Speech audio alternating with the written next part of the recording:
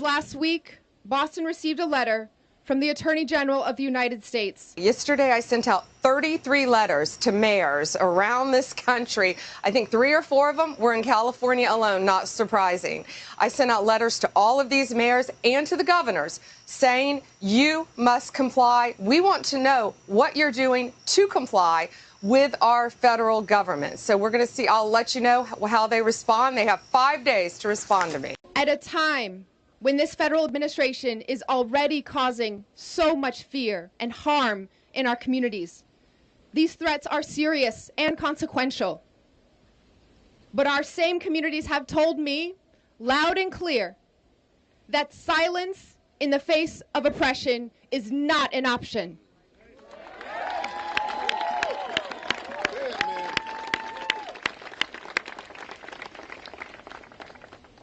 The U.S. Attorney General asked for a response by today. So here it is.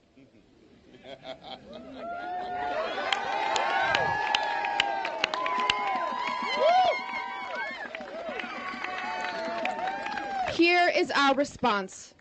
Stop attacking our cities to hide your administration's failures.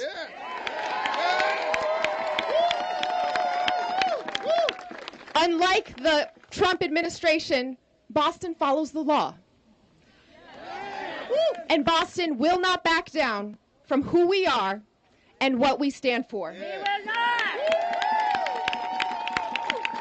We will not back away from our community that has made us the safest major city in the country and a leading example of why cities around the country make this country safer, healthier, and more prosperous for all Americans.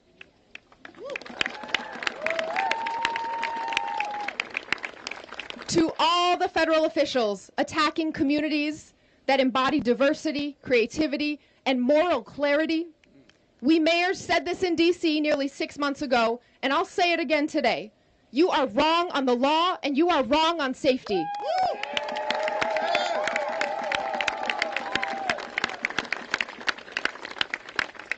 Most of all, you are wrong on cities.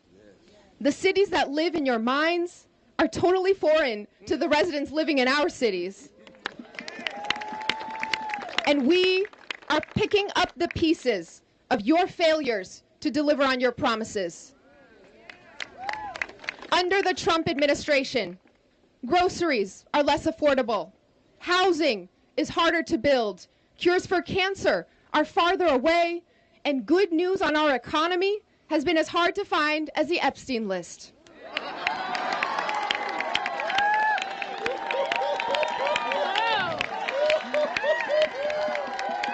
But as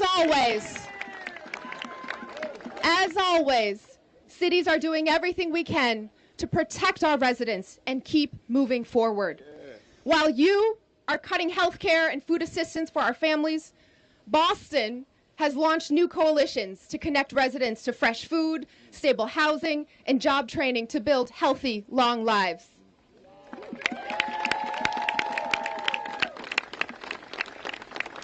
While you attempt to unlawfully cancel grants for our schools and roads, we funded 10,000 paid summer jobs for our young people, opened 1,000 new seats in free, high-quality early education classrooms for our littlest learners, fixed more than 27,000 potholes, and repaved more than 80 miles of city streets.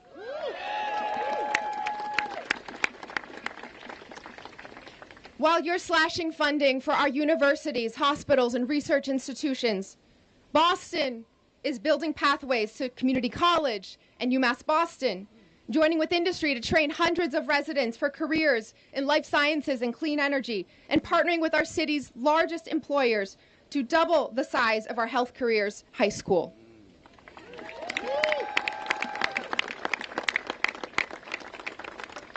While you deploy military personnel to occupy American streets, we are building community safety.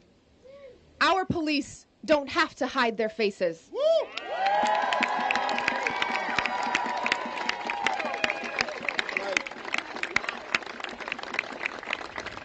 Boston police do not hide their faces because they are members of our community.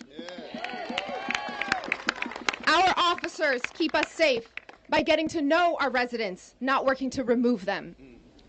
Back in June, the city of Boston filed a Freedom of Information request with ICE, demanding the bare minimum of transparency from our federal government. ICE talked a big game, promised that they would get us information, and it's been 2 months without any answers. So today, we will file a formal appeal, insisting that ICE produce the public records we asked for, and we're prepared to take additional legal steps if they continue to refuse transparency.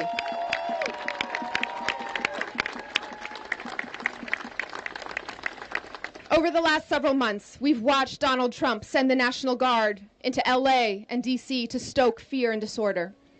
Boston stands with these cities as they sue over his abuse of power. We have reviewed those cases, and we are prepared to stand up for our city's rights if we need to.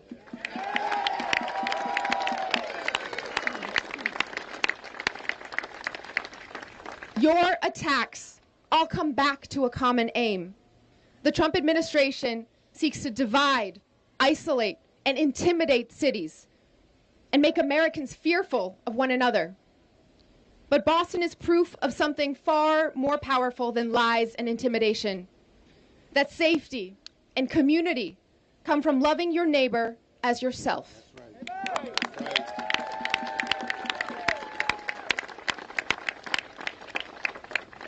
Attorney General Bondi, we are gathered here today to show you who we are in Boston. More than 100 years before your home state was founded, Bostonians were across the street in Faneuil Hall setting the foundation for our democracy and rule of law. Yeah.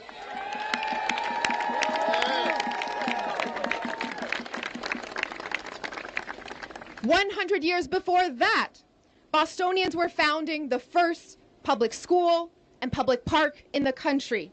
This has always been a city of revolution, of innovation, of standing up for the public good, and never bowing down to tyranny.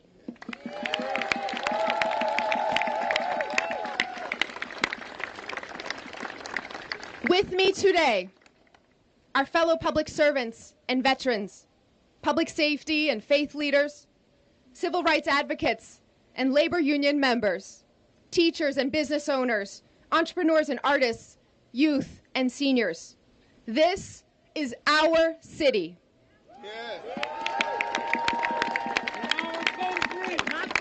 This is our country.